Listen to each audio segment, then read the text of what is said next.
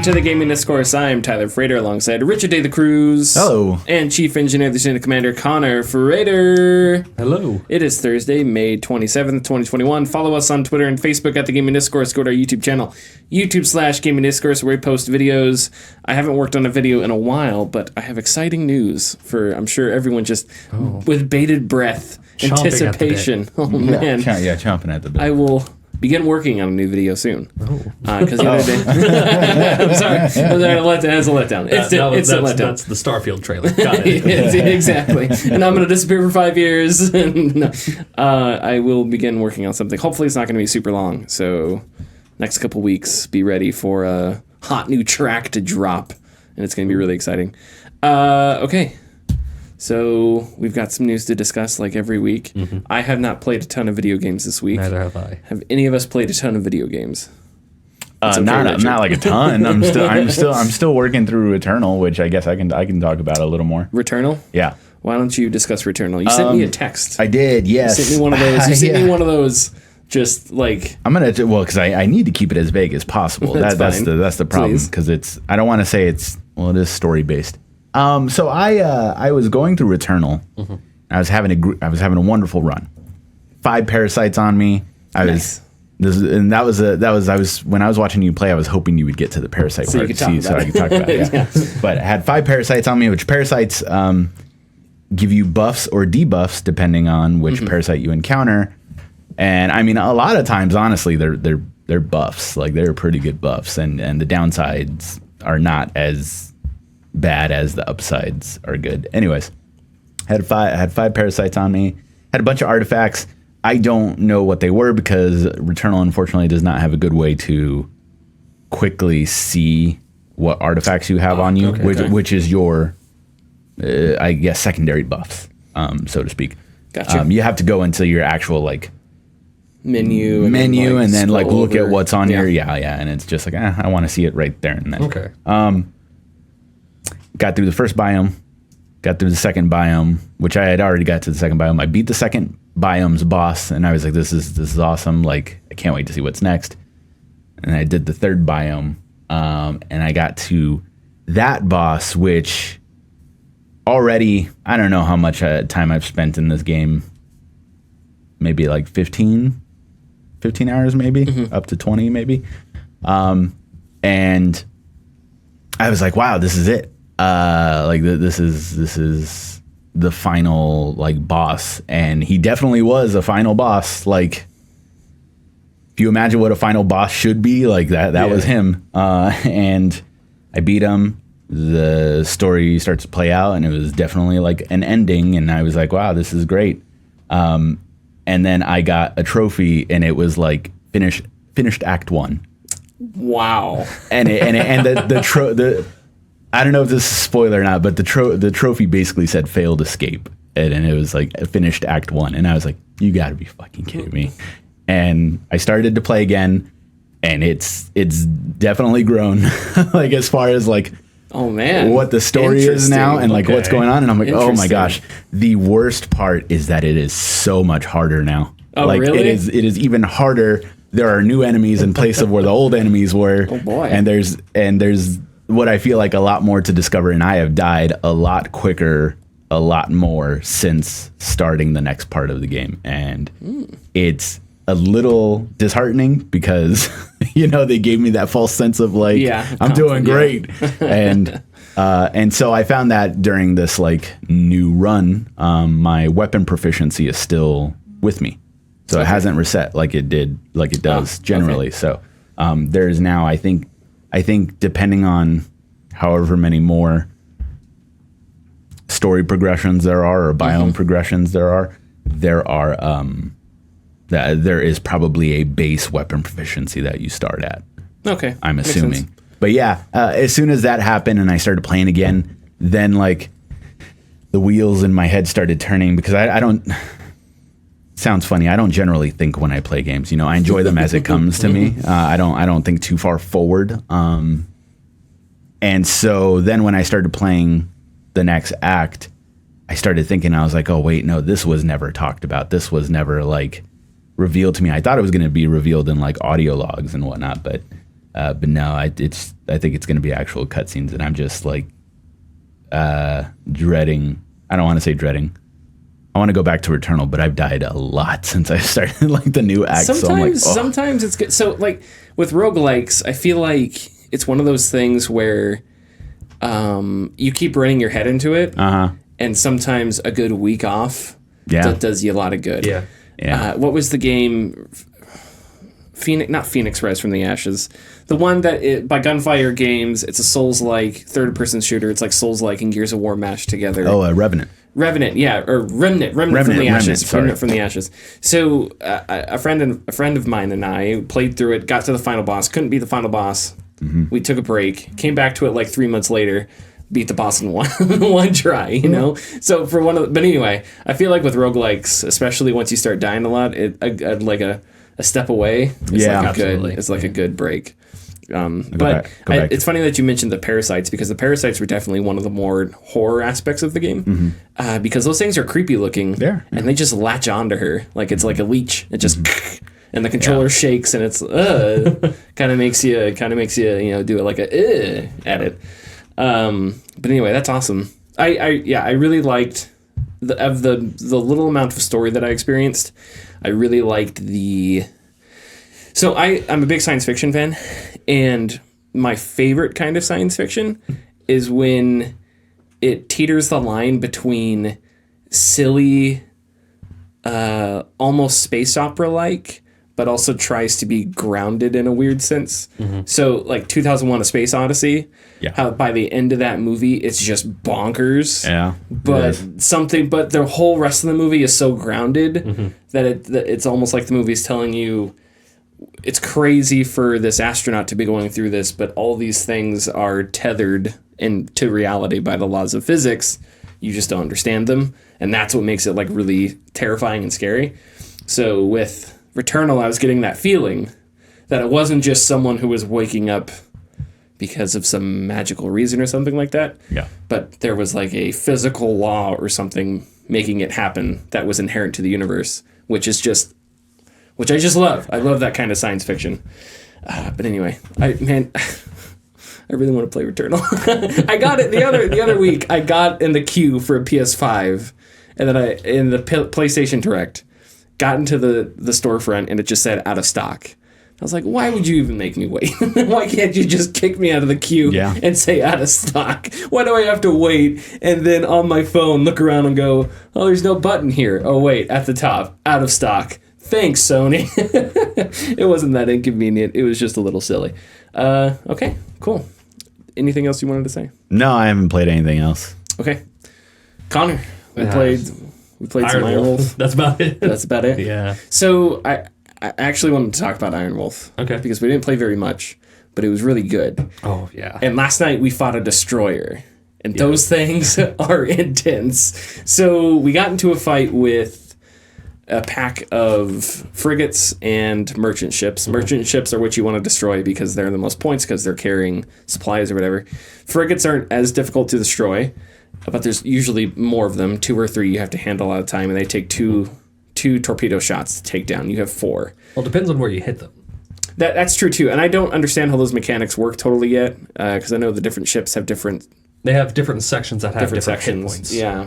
And the...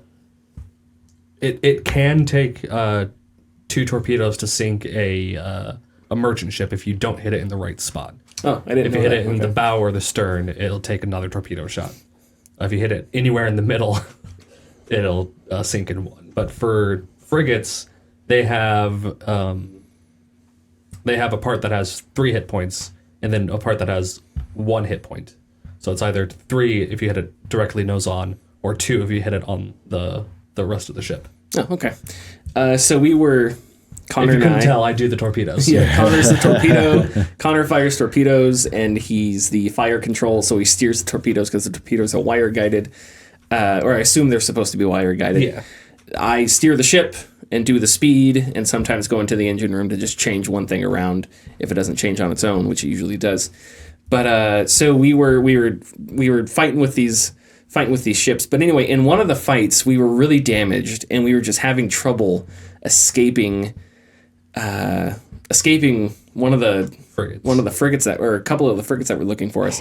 So what the technique that we did in the game, if you can hit the bottom of the ocean, if you're able to land on the bottom of the ocean, you can't go very deep, only about 200 meters before your sub starts to break apart. But if the bottom of the ocean's like 100 meters deep, you can set the submarine on the bottom of the ocean, and that makes you way harder to detect for whatever reason. We speculated it's because sonar bounces off the ocean floor. That's the legitimate reason. They think you're a hill and not a submarine. Well, at least the real world reason. Yeah. Anywho, so we're on the bottom of the ocean, but how Iron Wolf works is there's two ways to power the submarine. There's battery power and there's diesel. And diesel requires oxygen. Okay. And what you do for diesel is you have a snorkel that sort of pokes up above and takes in oxygen, I would assume. Or does it work like I don't know how it works, because you can get oxygen from water like animals, and I assume that's how submarines do it now. But back then, I don't know. Now they're nuclear powered, but oh yeah, that's true. Yeah. But back in the day, they didn't have the technology on the ship to do enough electrolysis to get the oxygen to oxygenate the engines. Yeah. So anyway, I assume that there's like a little tiny snorkel that goes up. No idea if I'm imagining that correctly or not. But so when you're right below the ocean surface, you're run at diesel power because you don't need battery power. But when you dive, you're too deep for the snorkel, so you have to run on battery power. Your battery doesn't last super long. So we were down ocean floor. We've got frigates patrolling looking for us, dropping depth charges, and we're running out of battery power. So Connor's like, okay, I'm going to shut off all non-essential systems. And this is something that's new in Iron Wolf. It used to be you just had battery power. But now, not only do you have battery power, but in the engineering section, you have controls for lights, controls for the rudder, on and off switches for the lights, the rudder, the torpedo room, the maps. Power breakers. Just all kinds of stuff. Just a gigantic breaker. And you can shut all these things off, and it reduces your power. So you shut off a bunch of stuff, and we basically shut the entire submarine down. Except for, like, the very basics of our map controls. Yeah, so we knew what was going on. And lights in Tyler's room. Well, and we even shut off the lights. Yeah, at one point we ended up shooting. So we're sitting on the bottom of the ocean, frigates patrolling above us, flashlights pitch on. black, flashlights, and we were just sort of watching the map and just hearing like as they were dropped. So awesome. Richard, we need to get you in on this. That sounds awesome. It's really intense. So anyway, it's VR, right? It is VR. Yeah. So let me tell you about it, because I will have an element I want to tell about VR. Okay. All right. So anyway, so we ended up surviving. We rised. We got the story. Actually, we rised, or when we were fighting the destroyer, the same thing happened. We rised as our battery power was dying, and just as we were about to get to the surface, our battery died. So everything went dark. And then after like a second, everything came back because we just got enough to get the snorkel up and go to diesel power oxygen. So that was intense. But the destroyer fight. So destroyers are powerful and they're fast, and they take a bunch of hits. So it was quite the battle to destroy this destroyer. But basically, how the battle went is we fired at it, and then we tried to evade, and it turned around and came toward us. And then essentially how the battle went, it was like a jousting match. Is we would rise and it would come toward us. We would fire torpedoes and dive. It would try to dodge the torpedoes, and then would go above us and drop depth charges. And then we'd both turn around and do the same thing. And we'd turn around and do this. So we kept like coming at each other and then dodging each other, turning around, coming at each other, dodging each other again. So not really a game of cat and mouse, but definitely a game of positioning and trying to outmaneuver one another. So anyway, what is really cool about driving the submarine is there's directional, right? You steer to point the submarine. Then there's what is it called? Tilting on this axis. What's this axis? The y-axis? Your planes. The plane. Yeah, I don't remember the technical term. So you have your rudders and your planes. Yeah. So the planes sort of point the nose of the submarine up or down, right? And you can go straight and sort of just be pointing down in a weird sense. I guess you'll still be going down a little bit. Yeah. But so if you take in water and point down, you go down a lot faster. And if you if you empty your ballast, which is emptying the air or whatever, I forget It's forcing out the water and adding air. Yeah, then you rise faster. And you point up, you rise faster. When enemies detect you with sonar, that's where their depth charges are going to be set. I think it's what it felt like. So as we were fighting this destroyer, I would steer with one hand, like I would steer the ship or the submarine and point it in a direction, and then I grab the ballast or the air intake or whatever, and the point up and down. And as we were moving, I would like point us down and drop us. And then if we got hit by sonar, I would flip that around and then turn this one off and turn the other lever on that would rise us, so they got inconsistent readings. So I was constantly moving these levers. And the map is on the front of the room, and all these things are on the left side. Yeah. So you're looking one direction, watching the map, while controlling these other controls. And there's a drop-down map that shows you the where the ocean floor is. So the whole time you're doing this, you have to keep in mind of where your depth is, because you could just nosedive straight into the ocean floor. Very bad. which would be very bad if you're going fast. Anyway, so it was so freaking awesome, because it was so intense as I'm literally dodging depth charges, and Connor's running in between. He like fires, runs into the torpedo room, is like trying to load the torpedoes. A depth charge might hit us real bad, so we have 3 or 4 leaks. And so I'm like, I've got one hand trying to get our depth right, one hand with a torch trying to like get one of these leaks fixed. Water slowly rising up to our waist. So freaking intense. But yeah, we won. Yeah. That was a tough fight. I feel like I really earned something with that destroyer, even though it's just a video game. Yeah. I feel like I really earned it. Anyway. Listening to this is where I start thinking of the PSVR 2, because it's going to include haptics in its controllers. Oh, man.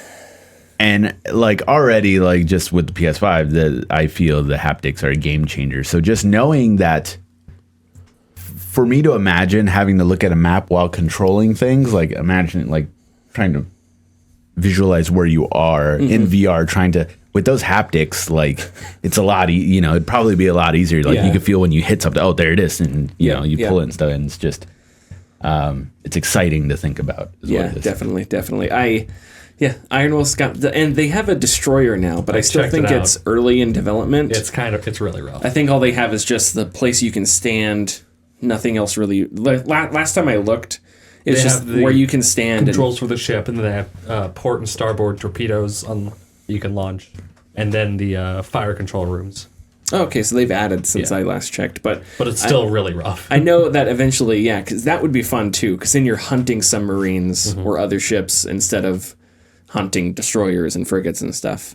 But yeah, that was a lot of fun. Now, the one drawback to Iron Wolf is because it's sort of close to a simulator, things can turn into just a lot of nothing. Like, you're just... Like, if enemy ships are coming at you, there's not a whole lot you can do, because if you're submerged, you can't move very fast. So you kind of just have to stop the submarine, rig it for ultra quiet, and wait for them to sail above you, which could take forever, because apparently convoys are, well, you move going 2 miles an hour. As your slowest ship. Well, that's true. Yeah. But anyway, so they're going super slow, so it can take some time. So you try and position yourself on their 6 before you enter combat. But anyway, yeah. Is there any other games you wanted to talk about, or anything about Iron Wolf? Nah. Okay, moving on. We want to give a massive shout out to the sponsors of this episode. They have been silently supporting us since the beginning, and we felt it was time to give them some love. The like and share buttons have been at our side since episode 1 of the podcast, and they can be found right beneath this episode. Please give them a click, it helps us greatly. If you are feeling lucky, click the bell icon to enter for a notification anytime we post new content. You may be surprised by what you get. French publication. Let me recharge that. French publication. Foo Fighters. that was like Christopher Walken. Foo Fighters. Okay. So, according to a French publication, there have been minimal changes made at Ubisoft. French publication Le Telegram, which is the Telegram. I believe that's how it's pronounced in French, pretty much the same way. Maybe. Reported earlier in May that Ubisoft has been struggling to make changes to its toxic work culture since last summer. So, if you need some background, last summer. All right. There was a bunch of stuff reported. I think the number was like 5 or 6 high-level employees, and Ubisoft's right-hand man to Yves Guillemot was let go, fired, resigned, all kinds of different stuff for all kinds of toxic workplace issues. There was, what's the phrase I'm looking for? Conflict of interests when it came to HR. You had game directors who were married to the head of HR at certain studios, all kinds of messy stuff like that. So anyway, they've been trying to make changes. According to this publication, they have struggled to actually make any concrete change. The story is in French, so I sort of Chrome translated, but the gist of it is employees don't think Ubisoft has gone far enough in fixing its broken culture. After former HR director Cécile Cornet stepped down, subsequent hires since last September apparently haven't instilled a whole lot of confidence. A representative from the Union of Video Game Workers, which is apparently a video game developer union in France. In Europe. It doesn't surprise me that the French have a video game union. They told the Telegram that they didn't expect much from those new hires, and that the people who covered up the harassment are still there. Also, even after cutting ties with I think it was like 5, 6, 7 executives / high-level employees who were sources of a lot of this toxicity, 2 high-level employees accused of harassment, not just sexual, but harassment in general, are still at the company. Flornay Castorelnac, I don't know how to pronounce that name, who leads Nadeo, and former Ubisoft Singapore director Hugues Ricoeur, who still works at Ubisoft but in a different role. In Canada, Ubisoft Montreal, nothing has changed, and new harassment has been reported, but those issues were sidelined. Again, that's according to the Telegram. In a statement to GamesIndustry.biz, Ubisoft said, quote, "Over a period of several months, Ubisoft has implemented major changes across its organization, internal processes, and procedures in order to guarantee a safe, inclusive, respectful working environment for all team members. These concrete actions demonstrate the profound changes that have taken place at every level of the company. We are committed to strengthening our culture and values in the long term to help ensure every team member at Ubisoft is heard, respected, and valued in the workplace." End quote. They've done nothing. Obviously, they've done nothing. I wanted to say this story sounds like they're trying to just skirt by with. I was going to say the bare minimum, but it's nothing, and like kind of wait until everything dies down and people forget about. Like it's something people will forget about. That way, things can maintain the status quo. But that's not going to happen. This is a different time now, man. Like type of stuff is going to be pointed out wherever these harassments continue, and there needs to be like major shakeup. It really sucks because 4 years ago, when they were going to be like hostile takeover from Vivendi, it was like, oh, that sucks. Now I'm like, man, that should have happened. Should have been fucking overtaken. But I'm not saying Vivendi would have like done any better, but better than this. Yeah, at least. Oh, I had something on my mind. So they've gotten rid of people, but I do think that that's what you had to do, right? Of course. Mm-hmm. So I mean that's floor level. That was reactionary to the story getting out. You have to get rid of those people. Gigantic, large systemic changes. I find all these things. I don't know. Because this was a systemic institutional failure at Ubisoft. And it happened, it was literally international. It happened at multiple studios of the same company. Mm-hmm. And it happened with the company's right-hand man. So, it's one thing if it was one director at Ubisoft Montreal, if that was just the story, that's bad enough. Mm-hmm. But when you're talking about a right-hand man of Ubisoft, one of the 6 or 7 biggest video game companies in the world. Mm-hmm. That's really bad. And so, you have to get rid of people. But I don't know. There's so much more that has to happen. And I don't think we ever got a real apology of any kind. No. Not an apology as in I failed at my job by letting this happen, and not an apology of our trust in certain people was violated, and we're going to make sure that, you know, Ubisoft is a safe place to work at. That's baseline again. You know, I want to say that if the games media were more robust, this would be covered differently. Now, I think on one hand, there are definitely journalists out there that if you put them in a room with Yves Guillemot for a couple minutes, they make him squirm pretty quickly. People at Wired, people at, I don't know, VentureBeat, Jason Schreier, Bloomberg, Axios, right? Axios started off doing great with their gaming coverage. So I definitely feel like there are certain segments, and so maybe I'm being too critical, I don't know, but I just feel like if this were any other industry, if this were sports, if this were, you know, movies or something, and you had a studio head or a director or something like that that had this much surrounding him, like, it'd be hard to see that person stay in a position of power. You know, it'd be incredibly hard. And so good on Ubisoft. I hope that these reports are wrong and that they are making changes and that things are getting better. It's also unfortunate. Well, not unfortunate, but we also have so many examples from other gaming companies. Sorry, my mic keeps screwing up my computer.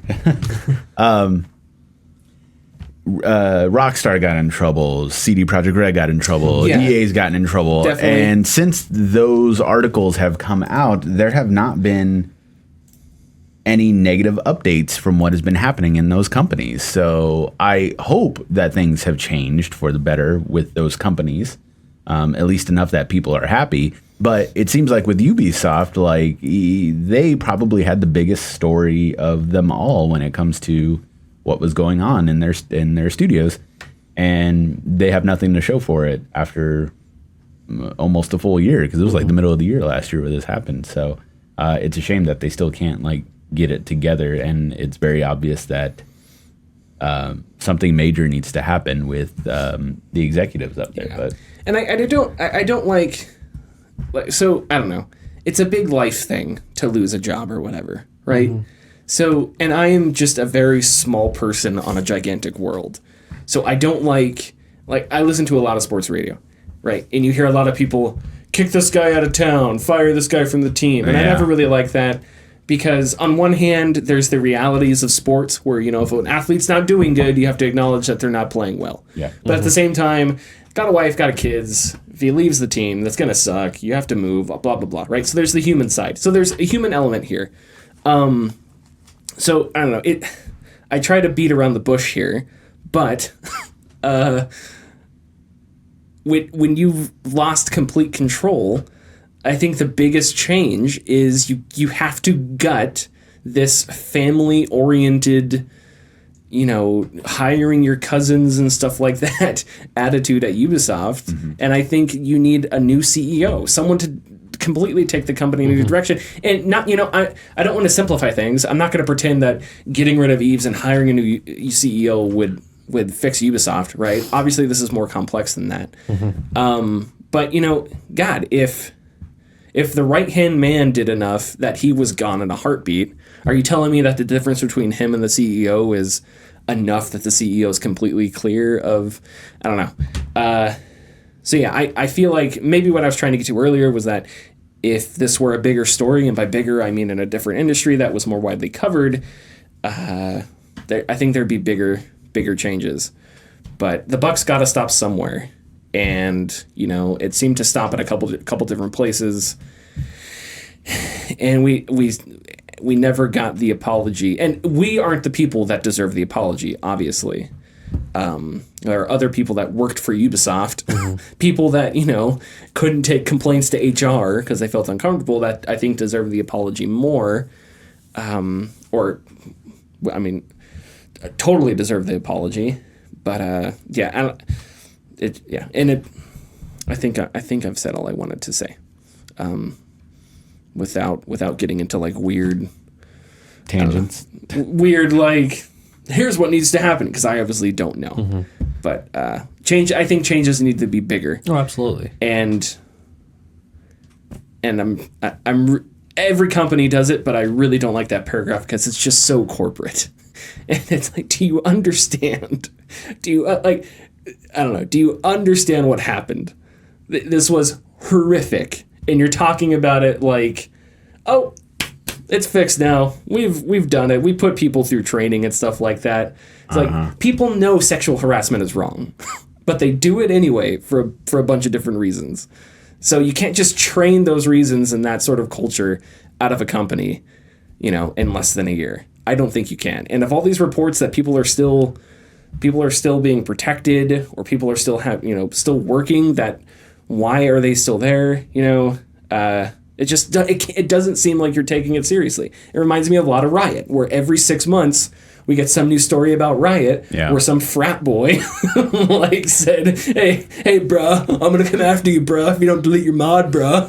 That's every 6 months. I find people and things. I find people and things. Zed. Watch out for Zed from Riot. He really could have simplified that. Just, I find nouns. I find things. People are things. Anyway, that's all I need to say. We good? Yeah. CD Projekt Red still unsure if Cyberpunk will return to the PlayStation Store. First spotted by Video Games Chronicle during a call with investors, CD Projekt Red management was asked if they had any updates on the company's talks with Sony. CEO Adam Kaczynski answered, saying, quote, "Unfortunately, I have no new information in this regard. We are still in discussions with every and with every patch, the game gets better, and there is a visible progress. But as we said, the decision is an exclusive decision of Sony.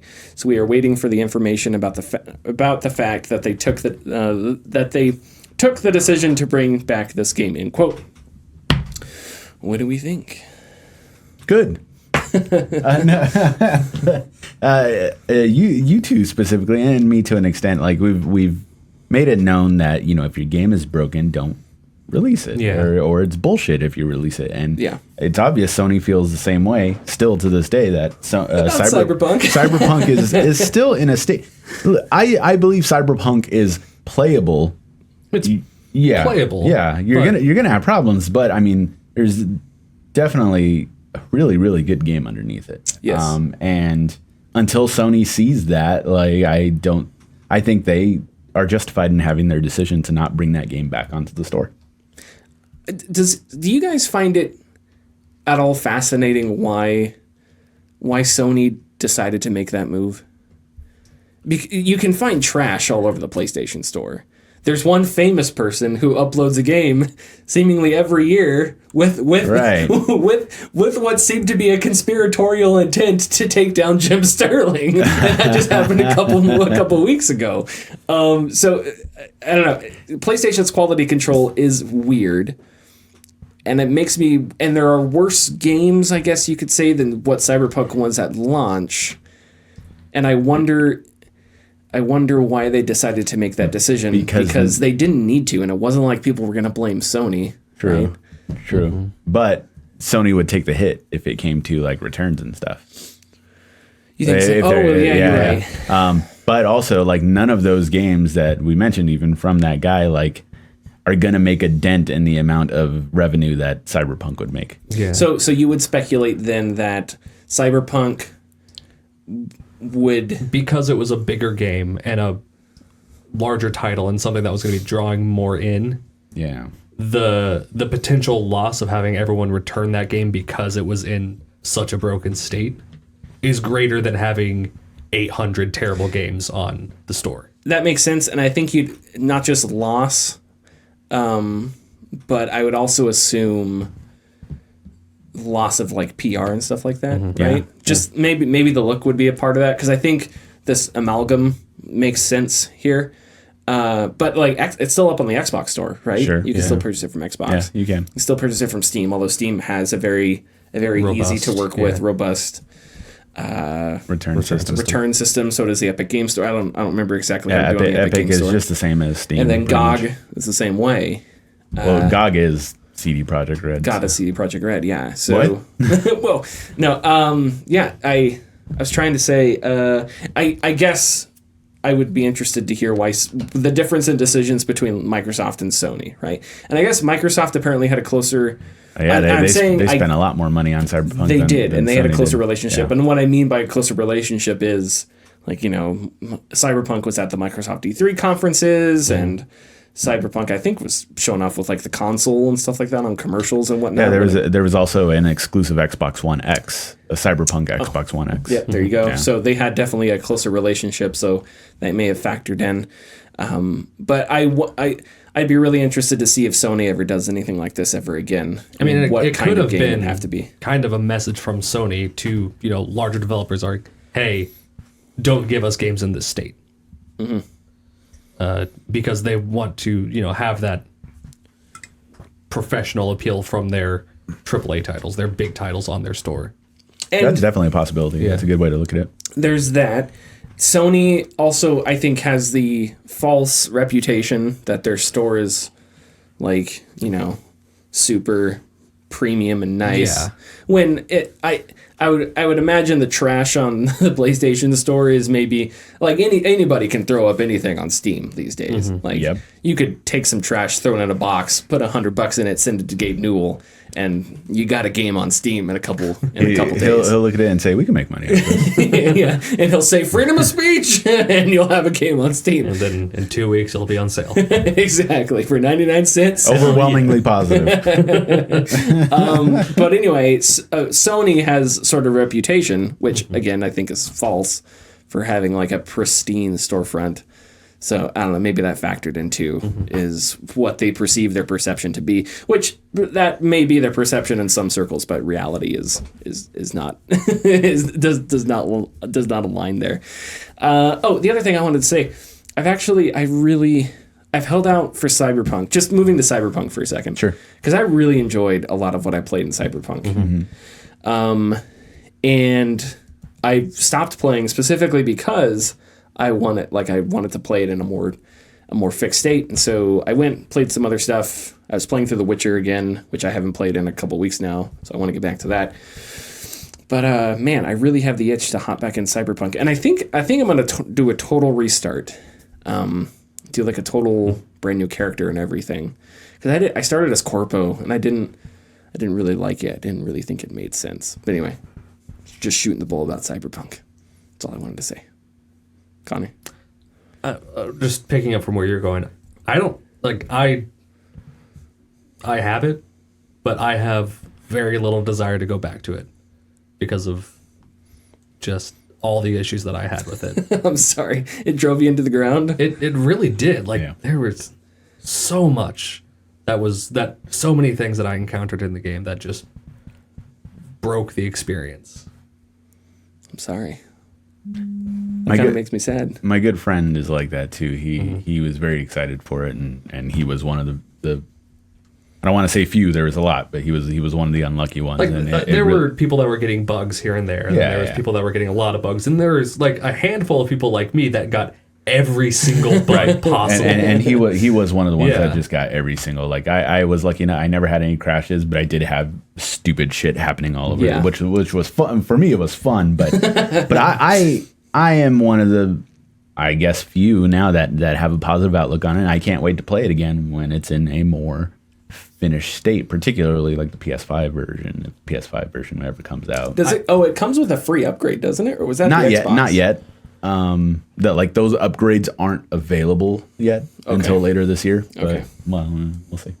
Gotcha. I may come back to it when it finally has its 1.0 release. But I don't know. At this point, currently, I've completely forgotten about the game until we started talking about it. Yeah. Well, there you go. Yep. Ars Technica says Valve is working on a Switch-like portable gaming PC.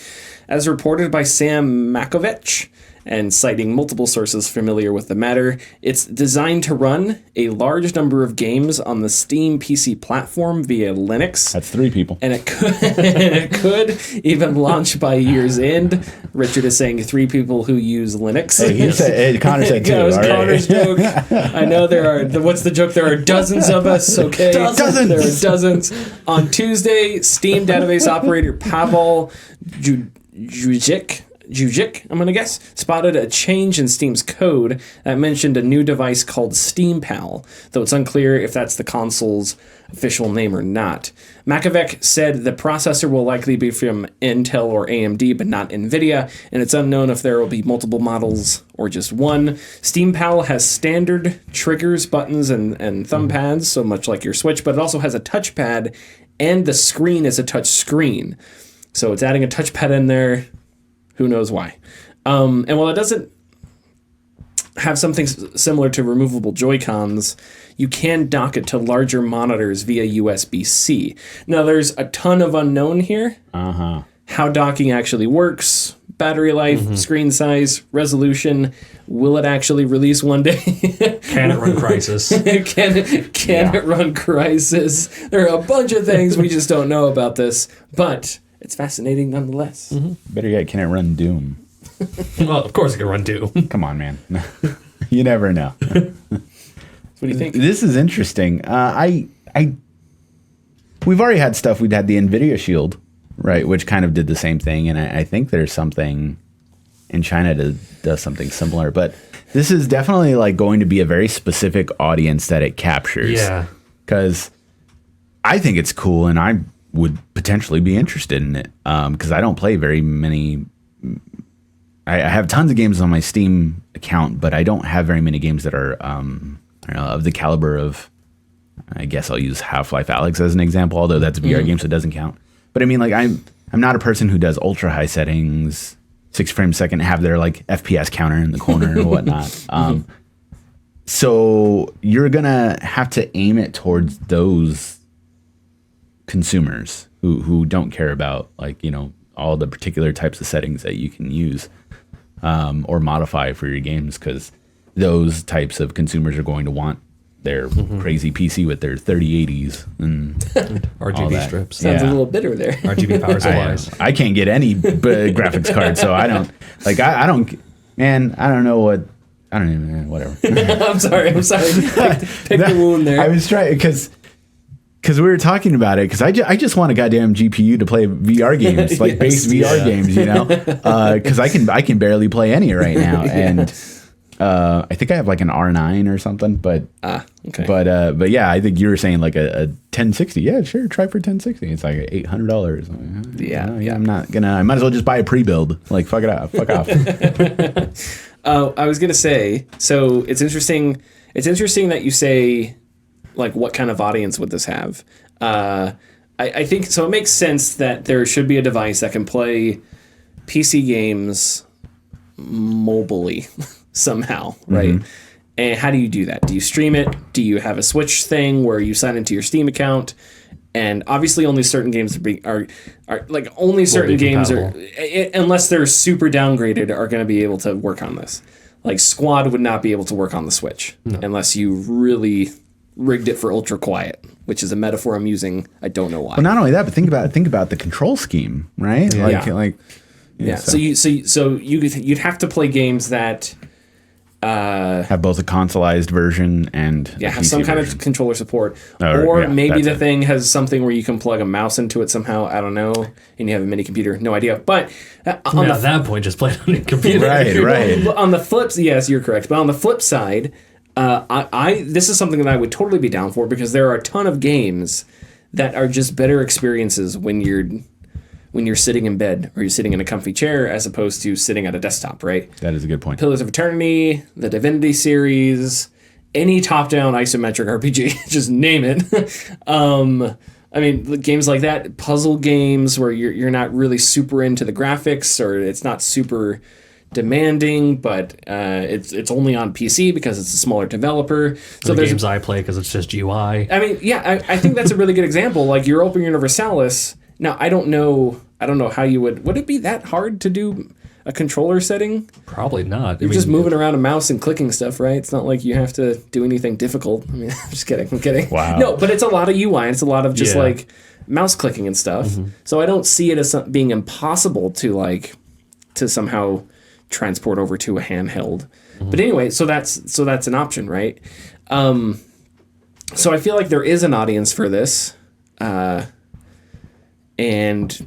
in a sense, I wonder if it would compete with the Switch at all. I don't think it would compete with the because Switch. they're two like different realms. They are. But for people like me, where Divinity 2 is on the Switch and on PC, or Pillars 2 is on both, like I would much rather play that on the Switch because that's a game where it's a lot of reading, so it's sitting back. I'd rather have the Switch for that. But if I had a really nice, updated PC handheld that was integrated with Steam and all that kind of stuff, which I don't remember what the NVIDIA Shield was like.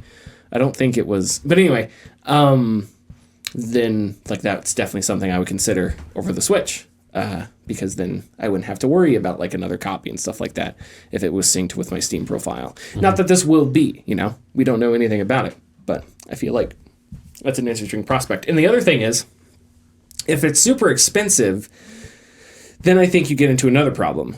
And that's, I think, part of the problem is with what you have with VR right now.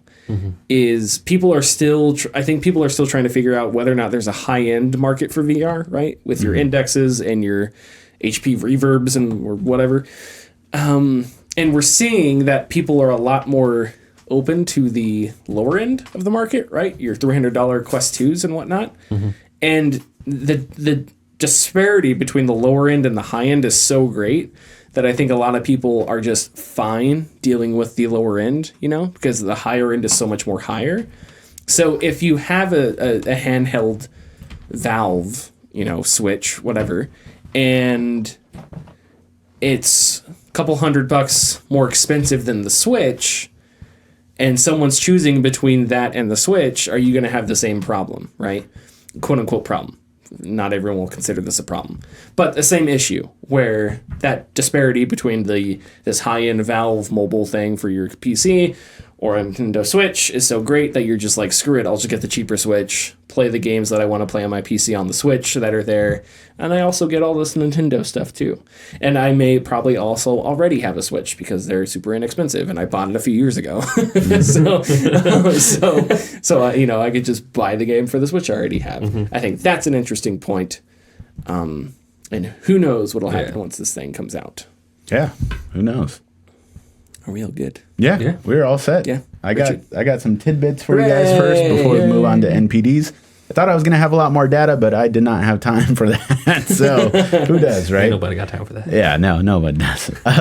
According to a Sony investor presentation, Uncharted 4 is coming to PC eventually, sometime this year, possibly. Interesting. So Okay. we'll see. They said, we have PC titles, and under it they listed like upcoming PC titles, and it was Days Gone, which this would happen a couple days ago, and then Uncharted 4 was right under that. So, there's that. Resident Evil Village has shipped 4 million copies globally, and that's happened within 19 days of its release, which is pretty good. Is that a record? It seems like No, I don't believe so. There's actually a lot of like in Japan it's not doing so great, but that's not because nobody's buying it. There's kind of some state of emergencies in Japan right now, so nobody can really leave to go get those games, and their digital copies are not counted, so we don't know exactly the numbers. Okay. So it is doing poorer over there, but not due to the fact that It's not selling. It's just Gotcha. Kind of in People a aren't pandemic. Yeah. So but very, very well deserving. I hope it's Resident Evil 7 is the best selling Resident Evil of all time. Oh, okay. I think it's like 7 or 8 million or something like that. It's on its way. It's a lot. Yeah, it's on its way, halfway there. BlizzCon will not be held this year. It has been canceled. Sorry, guys, but what are they going to announce anyway? Ouch. Diablo Immortal? Come on. You got a phone, right? Phones. Yeah, you got a phone, right? Borderlands is getting a crossplay update for all consoles except Sony. Jim, what are you doing? It's for the kids. They're not getting paid is what's going on. What problem do you have with apparently check notes the rest of the industry, Jim? What's going on? Anyway, sorry, continue. All right, on to MPD numbers. This month starts the 1 year mark. Last year technically started it, but now we'll begin to see the differences between the sales of last year's games during the pandemic and what's going on this year now that we're kind of like foot out the door, like kind of halfway through. So April 2021 consumer spending across all video game hardware, content, and accessories totaled $4.6 billion, a decline of 2% when compared to a year ago. So we're already seeing results. Year-to-date consumer spending reached $19.6 billion, 21% higher than the first 4 months of 2020. Monthly sales are now comparable to a year ago, in periods that were impacted by pandemic-driven consumer spending increases.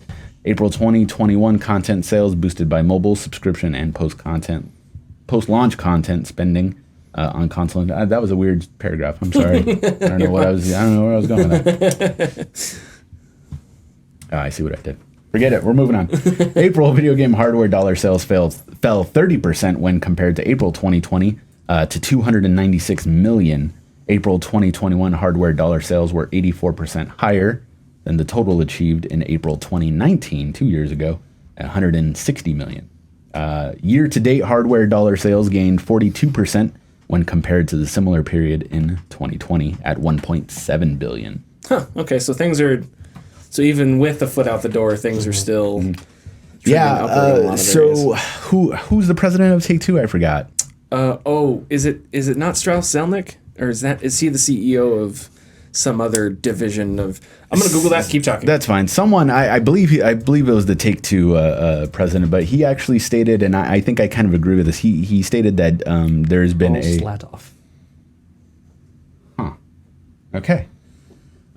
He stated that, of course, obviously the entire gaming industry has seen a very large bump in sales and interest in video games over the last year. He does not foresee that declining due to the fact that he believes that a lot of people during that time have rediscovered video games and are enjoying it as a hobby now, more than before the pandemic, if that makes sense. Yeah. He doesn't foresee it going down, but people are very fickle, and I should know this working in a video game industry. People's minds change all the time, so it's just something we will have to see. Mm-hmm. Nintendo Switch was the best-selling hardware platform in both units and dollars during the month of April, as well as 2021 year-to-date. Sorry to interrupt you for a split second. Yeah. I wonder how close is the Switch from becoming the best-selling console of all time? It's still fairly far up. Is it still fairly far up? That seems crazy to me because it has been so successul since it launched. PS2 is the best-selling console. Yeah. I think over 140 million. And that was in its entire lifetime? Yeah. I wonder how... I'd be interested to see... South America helped with that a lot. Why so? Because they didn't get it until way later. Oh, okay. And at that point, it was I think on the cheaper side, and so it definitely boosted them. Okay, gotcha. Sorry, continue. No, it's fine. Exciting news, at least for you, Hooray, but also for me because I like the series as well. MLB The Show 21 debuted as both the best-selling game of April 2021 as well as the third best-selling game of 2021 year to date. Launch month dollar sales of MLB The Show 21 set a new franchise high. MLB The Show 21 was the best-selling game of the month on PlayStation platforms and ranked second on Xbox. But also note that the digital sales of Xbox platforms are not included in the rankings. Mm-hmm. I don't know why they do that. I don't know why they don't include the digital sales. Yeah, that's interesting. Yeah, a sale's a sale. At least that's what I understand. I would imagine digital sales are harder to track because they go directly through Sony or Microsoft, right?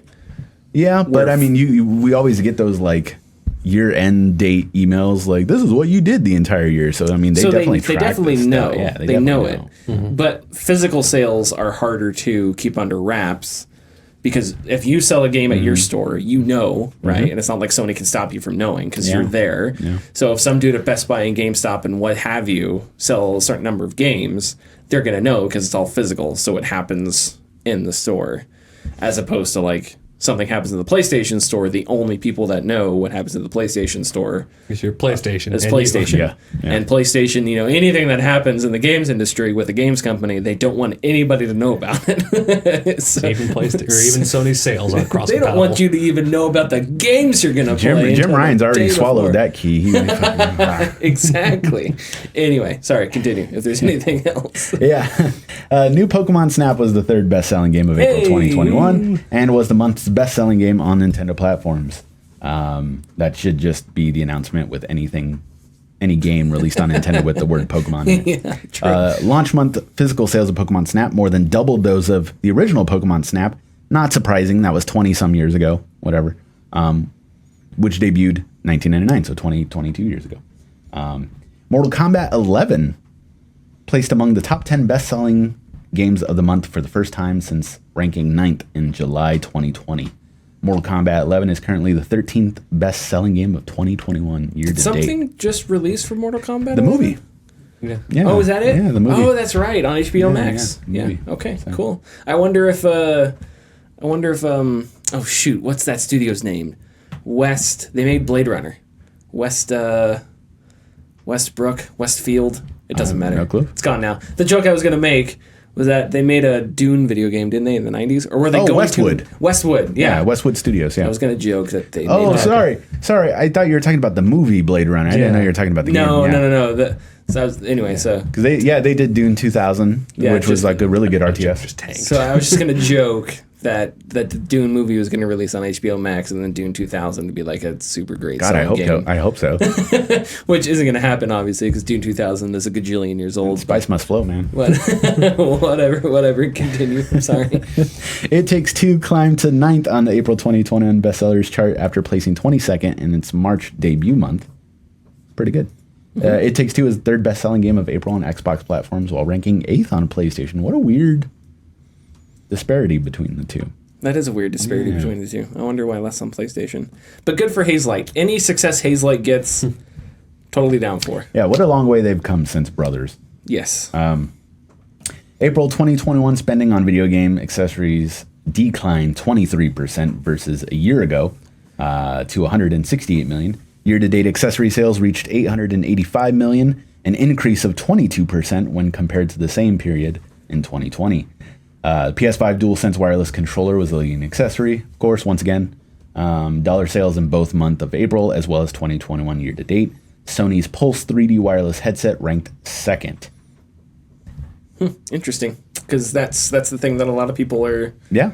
Because you were saying it's getting good reviews with Returnal, and Yeah, and yeah, they really no, pushed and they really it's- pushed the audio processing with the PS5. Yeah, and as I was playing Returnal again, and I had my volume a little higher than normal because I don't put my TV very high, and so I don't hear things a lot. But when I started hearing things, I was like, you know what, man, I kind of really want to hear what that sounds like. And, With the so headphones.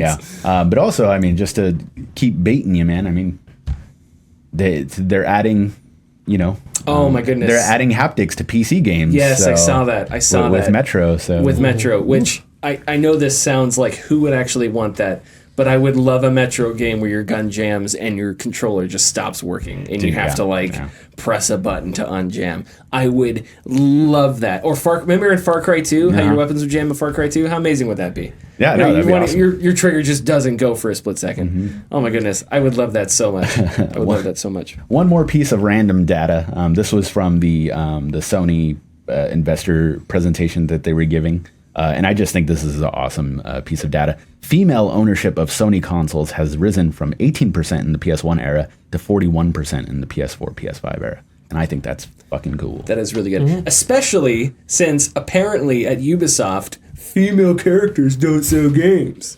Which is just ungodly true. Go watch that Horizon Zero Dawn gameplay. God, it's so annoying.